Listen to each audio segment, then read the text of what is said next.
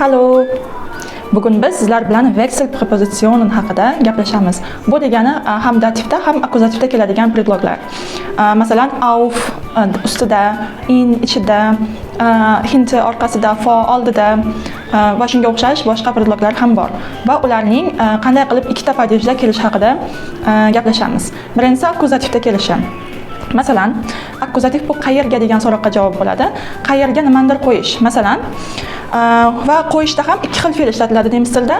Agar u vertikal holatda bo'lsa, stellen, agar u gorizontal holatda yotadigan bo'lsa, ma'no bo'lib, unda liegen fe'lini ishlatamiz. Birinchi liegen fe'lini olaylik.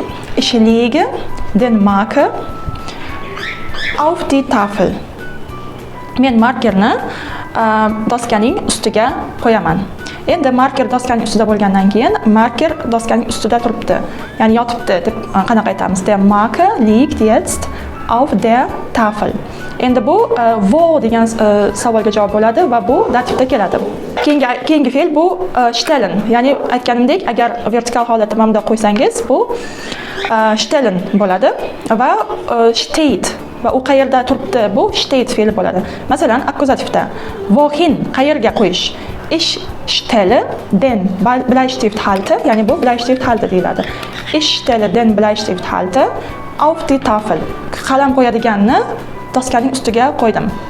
Endi keyingi savol, wo ist der Bleistifthalter? Va qalam qo'yadigan u qayerda?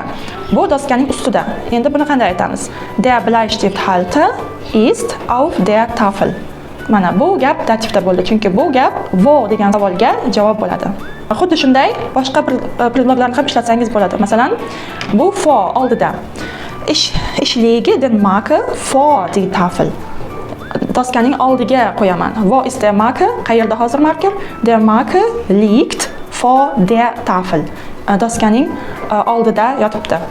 Ich stelle den Bleistifthalter vor die Tafel. Men o'sha qalam sogichni doskaning oldiga qo'yaman. Wo ist der jetzt Bleistifthalter? Qayerda turibdi? Es steht, ya'ni steht vertikal holatda bo'lgani uchun. Es steht jetzt vor der Tafel.